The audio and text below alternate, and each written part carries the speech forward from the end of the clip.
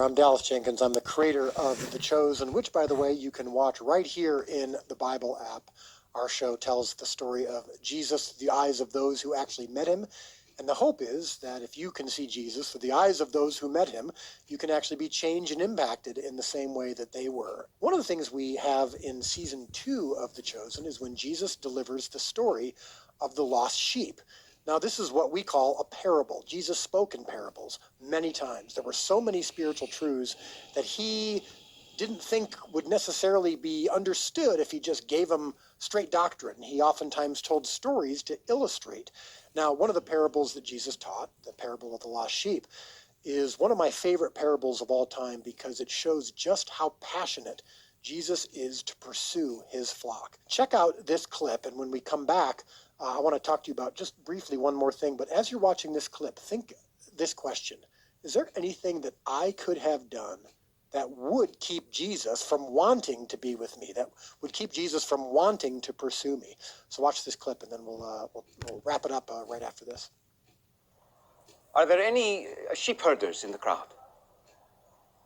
I am. Ah, welcome. We are honored you are here. I have a very warm place in my heart for shepherds. Who is tending your flock now? My brother. We're taking turns. How many sheep? 100, teacher. Say one of them goes astray. What do you do? I'd go look for it, of course. Of course. But what about the other 99? I'd have to leave them behind. I can't lose the one sheep. And if you find it? I'd lay it over my shoulders and bring it home. And I would probably do a little dance. And what would you say to your friends who are worried for you? Rejoice with me. I have found my lost sheep. You see what he just said there? He rejoices more for one sheep than over the 99 who never went astray. So it is not the will of my Father that one of these should perish. In the same way, I tell you, there will be more joy in heaven over one sinner who repents than over 99 righteous persons who need no repentance. Now, before that clip, I asked you, is there anything that we can do that would keep Jesus from wanting to be with us? Spoiler alert, the answer is, of course, no. Jesus pursues the lost sheep, and there's no measurement for how lost a sheep has to be for Jesus to pursue. We are pursued by God regardless of how far we've strayed or what has caused us to stray. Sometimes a sheep goes off on purpose, sometimes it's an accident, sometimes they just get lost.